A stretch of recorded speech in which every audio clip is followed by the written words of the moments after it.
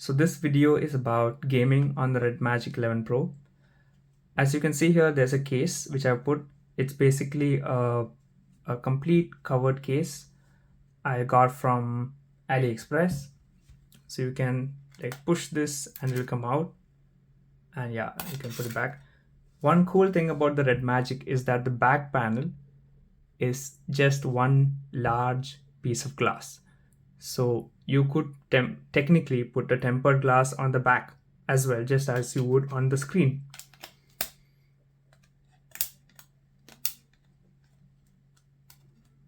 Let me put this back in. Yeah. Okay.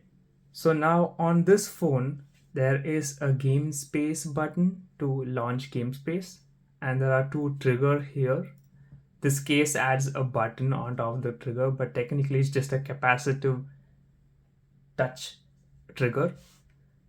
You can't program the trigger to do whatever you want unless you are in a game, unfortunately. So when you flip this switch, it basically launches GameSpace. And I've already installed PUBG and Wild Rift, and you can play these directly from GameSpace. Now, if GameSpace is on, you can't go back home. You have to switch off GameSpace to go back to your phone version. And then when GameSpace is on, I think by default, when you launch a game, it boots up fan, you can switch on liquid cooling. All of that settings is part of GameSpace itself, all of which you can set here. Now, obviously, since RedMagic is a Chinese phone, there are some small English translation issues. Like this one, you can see anti-mistouch is the A is not capitalized and the M is not capitalized. And some of them, they just look slightly weird. But it's not a big problem. I've also seen it somewhere in, I think, plugin library, or I forget. Yeah, here. So basically they call the controller a handle instead of a controller. It's not a big issue. There are some small, tiny issues, like small nits, I would say. Now, GameSpace on the Europe variant or the UK variant is a bit different from the Chinese variant. The Chinese variant has a PC emulator built in to the GameSpace, and the Euro version or UK version doesn't have that. But no need to worry, there is a workaround there, which I will show you in this video later, and I'll probably put timestamps for different areas. But let's see how PUBG works. So there are these two buttons on top, right? These two buttons are programmable. You can map them in a game. So let's see PUBG, for example.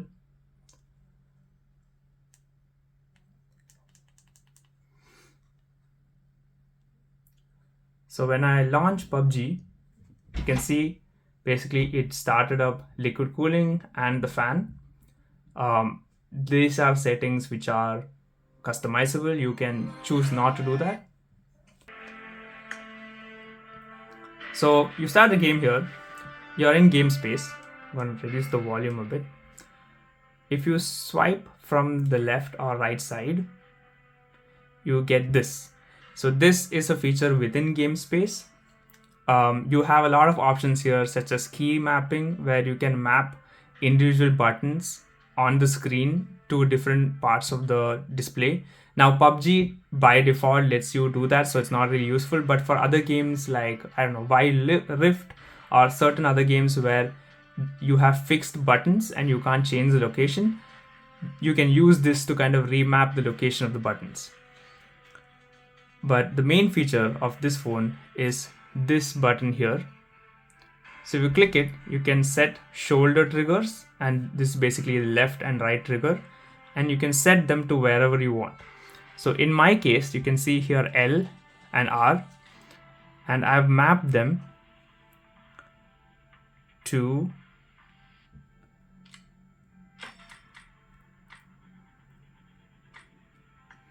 the reload and shoot keys. So if I go here, I swipe this and I go back, you can see L is reload and R is trigger. So let's see how that works in a game. So here I am in PUBG.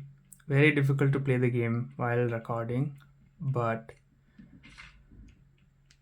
you can see here if I click L, you can see this L show up here, and basically it's trying to reload, and R is to trigger. So basically you can aim at someone and still keep shooting with the R button, and then L to reload. You can set L and R to whatever you want based on how you play the game. I don't like touching the screen, and I often accidentally click the trigger instead of when I try to move the character, which sucks. So this way I can basically remove the triggers completely from the screen, put it somewhere else, and then just use the physical trigger buttons. Yeah, I'm not really sure if it actually makes you a better gamer, but the shooting while walking using the trigger is awesome. Moving on to the second game, which is Wild Rift. Now when playing Wild Rift, once again you have to set up the buttons. So I have my left trigger going to be my ultimate, and my right trigger to be my main ability. Cool. So now that's set up. I can see that when I click it, it shows up. So the game feels pretty much the same. First thing I noticed that when I play from my S22 is that the display is amazing. It's even better than Samsung, and it feels so much more premium to play without a cutout here. So you can actually see the full screen.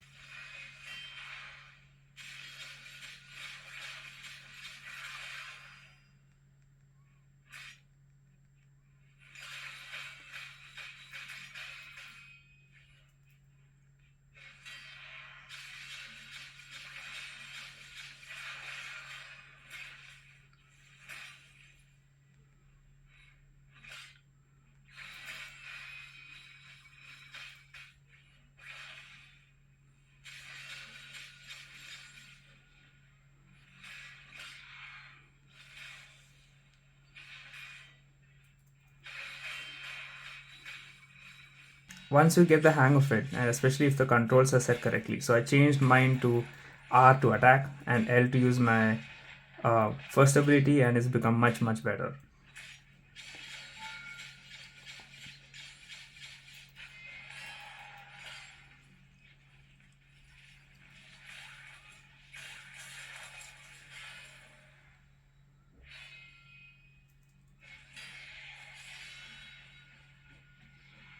So yeah, let's go to a different game.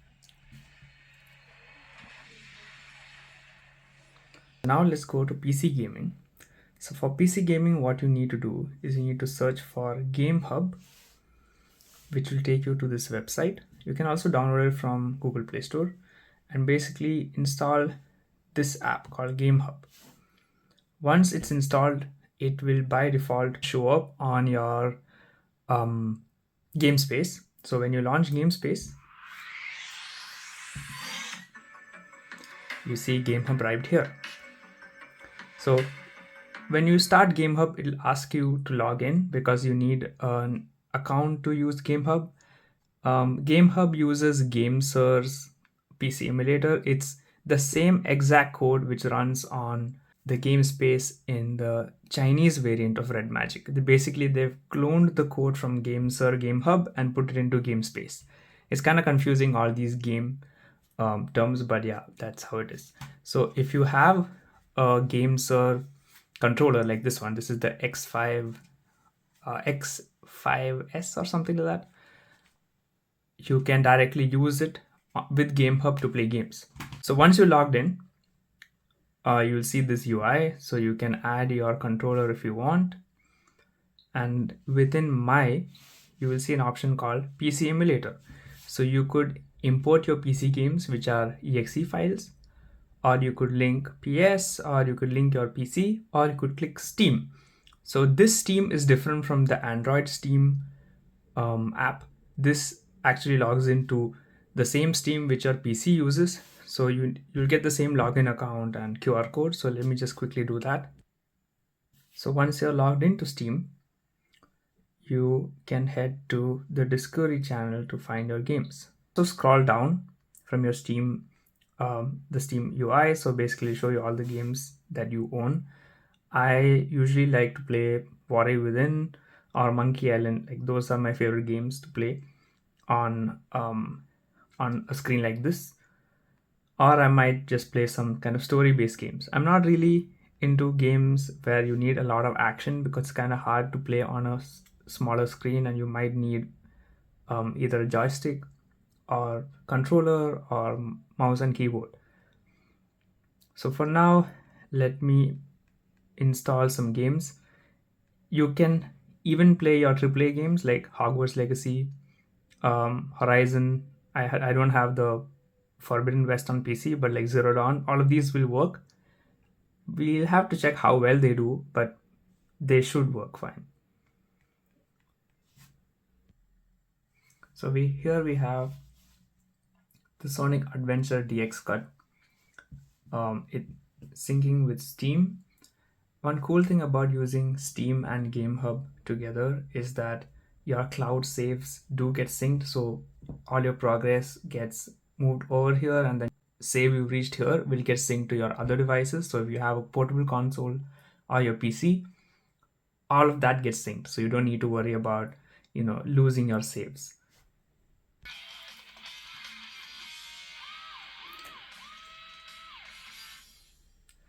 So you can see here there's Sonic DX, and it's running at 30 to 60 fps. You can obviously increase it based on settings. Right now my CPU is on balanced mode and GPU is also ordinary, so you can obviously edit it more. Because I haven't connected my controller, I have this virtual controller. This is again done by GameSir, GameHub itself.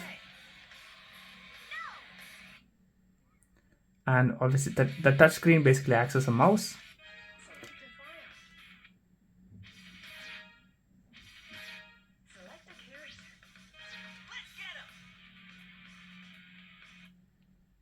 All of the settings can be adjusted by swiping here, and then you can show what you want to see.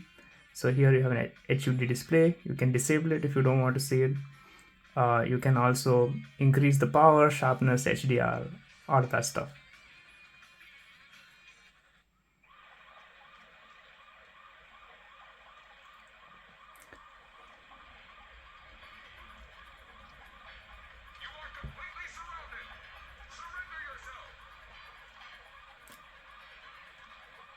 So just like all the other games, like native Android games, you can still swipe from the right and then edit your shoulder triggers to whatever you want. So I'm going to set my R to A and L to B.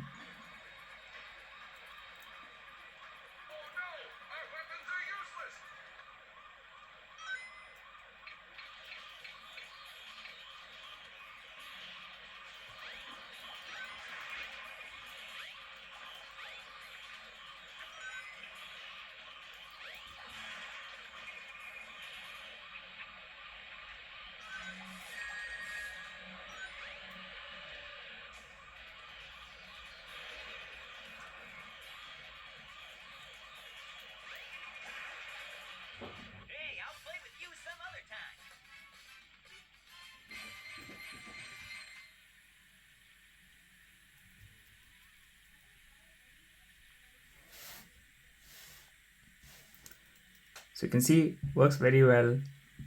Great rendering. I think this game itself runs at 30 fps, so it's kind of limited at 30 fps, but there is a setting within GameSpace where you can force the games to run at 60 fps. Even games like Genshin Impact have that support, so yeah, obviously you can try that out. Here you can kind of hear the fan running at full speed.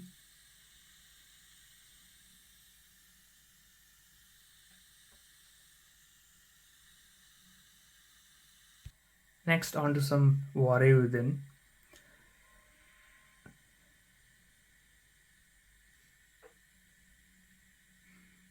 This is one of my most favorite games of all time. I play this at least once every year. Let's create a temporary account.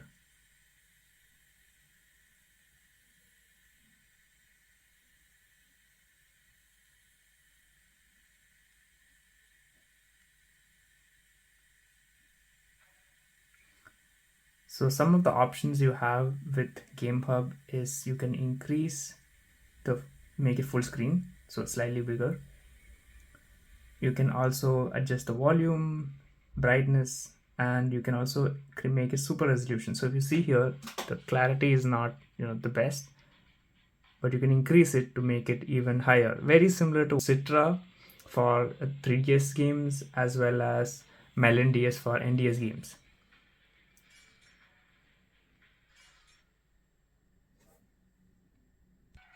So I've remapped the buttons a bit for Prince of Persia. You can see here it works really well.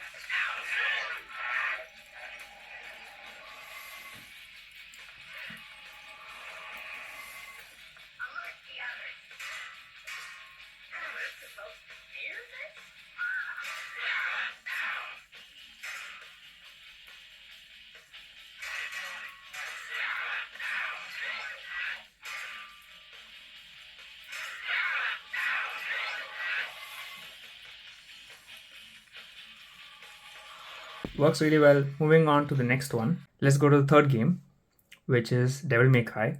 Most of the games I'll be playing on the phone will be older games. I'm not really interested in playing GTA 5 on my phone, because why would you want to play GTA 5 on your phone? You can play it on a bigger screen or a portable console, which is way more better tuned to run those kind of games. So yeah, I would say this is more of a device where you're going to play um, your favorite nostalgic games or your older games, and you want them with you at all times, or it'll be games which run really well on Android, like basically Android games like PUBG or Genshin Impact, all of those. And the PC emulation is more of an add-on. Of course, you can still emulate other devices like the Switch or NDS, because those are much weaker and you can easily emulate them and play them very well, especially with a controller. So yeah, I did find that some games don't really work, like the Devil May Cry 4. I tried launching it and it kept crashing. I'm not really sure if that's a compatibility issue or something that I have to fix in the settings. Um, but yeah, it didn't really work very well when I tried it out. So yeah, there might be some games which you kind of need to tinker with the settings, or it could just not work well enough on your phone.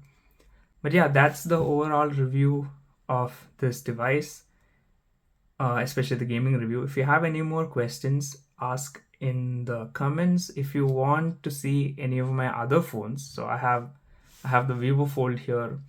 I have the Unihertz keyboard phone. This is the Razer with a Clicks keyboard.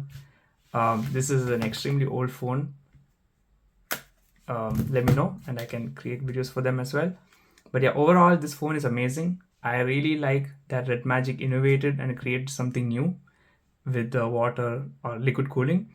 And they also brought water resistance to this phone, which is amazing, which means that splashes of water, you can take it to the shower or the bath, and like steam at lower pressures will not destroy this phone. So overall, I think this is a great buy, especially for like what, 700 pounds or 900 pounds for the top end variant, especially when other phones are being sold for like 1,500, 6,600 pounds. Yeah, so let's go next to emulation. So when you go to emulators, the first thing you need to do is turn off something called Play Protect, because I don't want Google looking through my apps. Why would anyone? So yeah, turn it off. So now you can install whatever you want. I'm installing a 3DS, NDS, and PSP emulator, and maybe a Switch emulator. Let me see if I can find it. So yeah, I've installed Citra. Citra is 3DS emulator. Melon DS is an NDS emulator, and Eden is the new Switch emulator. So Eden can be obtained from their GitHub website. I think I can leave it in the description if you want to find it out. For the PSP emulator, I have an app called Nether SX2. So yeah, this is a PSP emulator, sorry, PS2 emulator. So you can play your PS2 games if you want, like Budokai Tenkaichi 3, MX Unleashed, and so on. So let's start with a 3DS game. So we have Citra loaded up, and I have an old game called Icarus Uprising.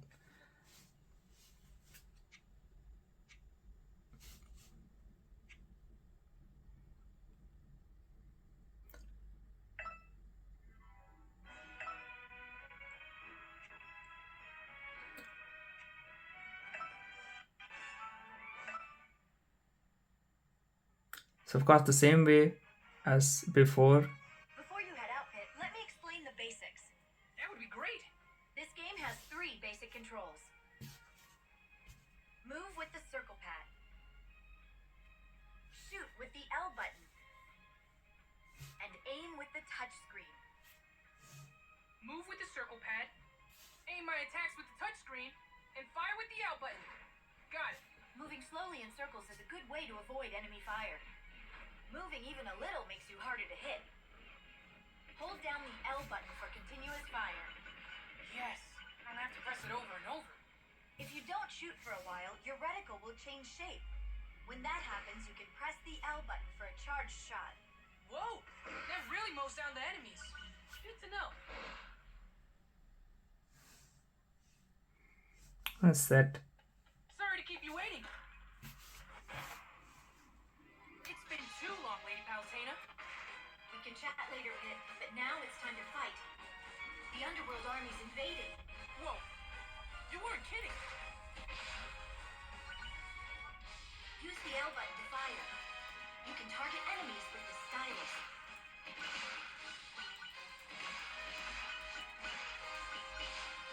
These are underworld troops. Are you saying this has been Resurrected, yes. Though the goddess of darkness was defeated long ago, she's back now. And as the goddess of light, it's my duty to protect humanity from her. You worry too much.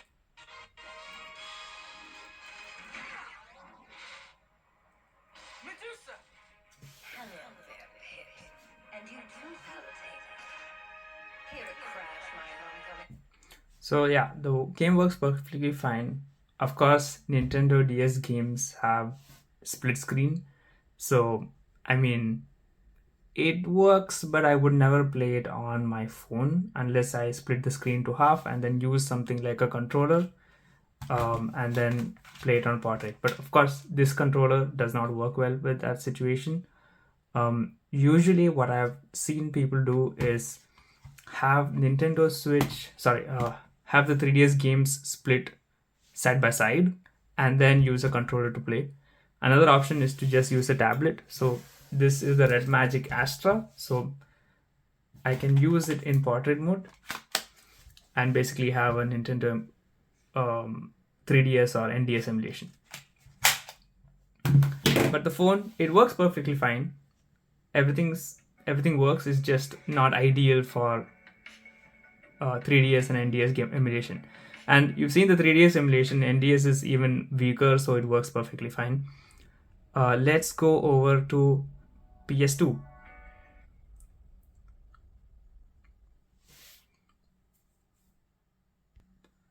Now, when using PS2 emulation,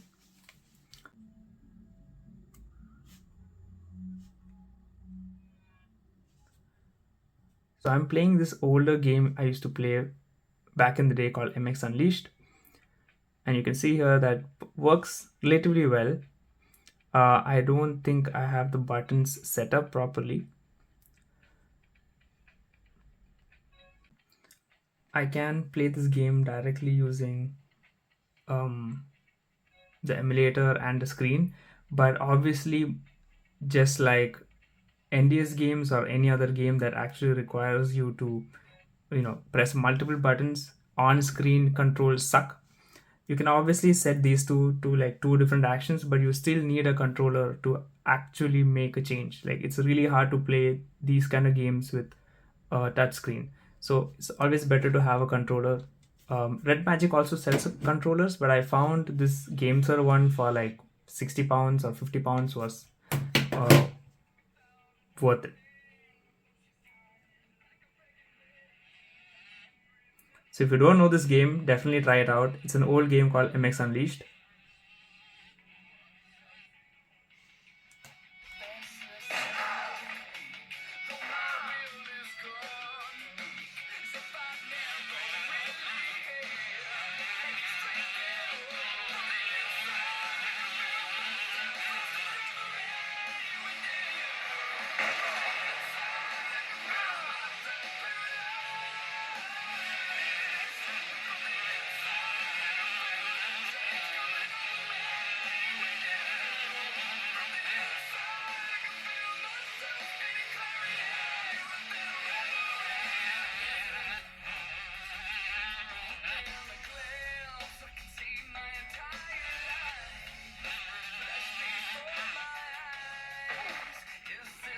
So yeah, that's the PS emulation.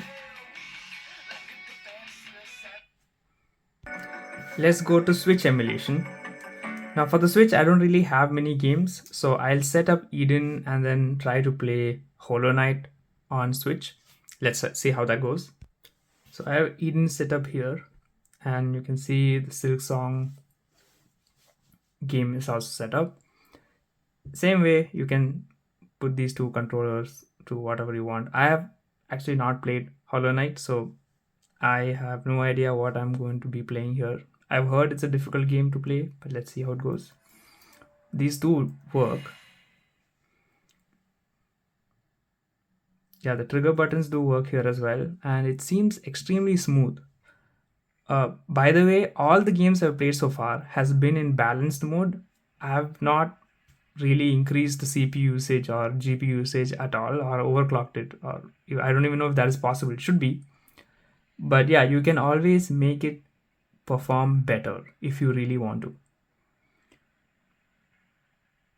There is options here you can see to optimize charging bypass, which is basically it doesn't charge the battery. If you plug in the charger, it just uses it directly as a power source, which is amazing, so your battery doesn't die. I remember back in the day, if you play Clash of Clans and charge your phone, your battery just dies instantly.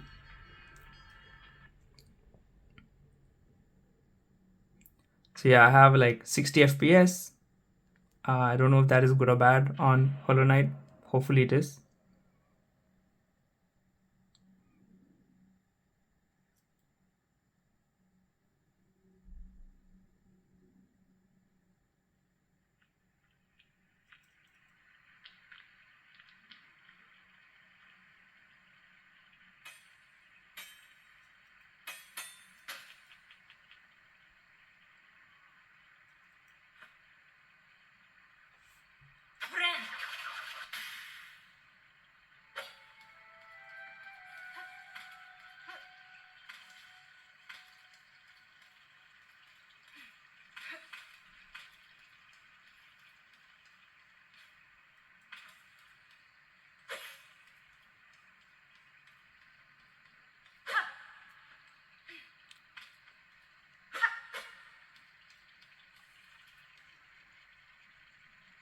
Let me bind this to Y.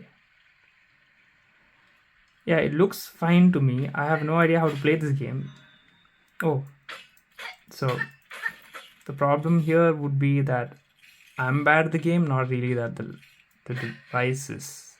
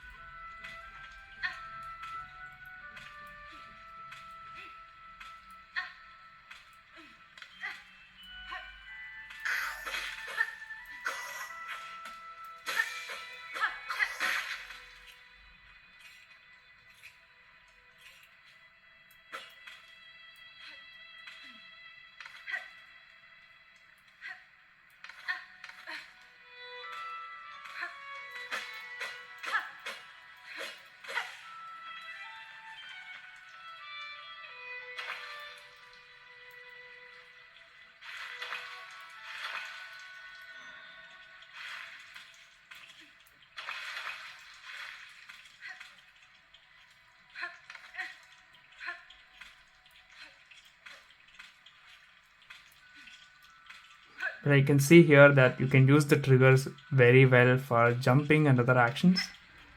So I think definitely worth having them for gaming.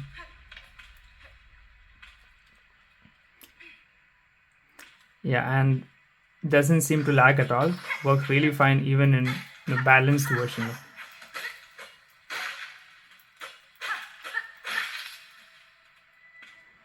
So yeah, I'm gonna end it here because I don't want this video to be like an hour long. Hopefully it's not. But yeah, that's the RedMagic 11 Pro. It works really well. The trigger buttons are amazing. Having waterproofing is awesome. New fans, better liquid cooling. Yeah, that's it. Overall, an awesome package. If you have any more questions, let me know. And yeah, that's it. Thanks.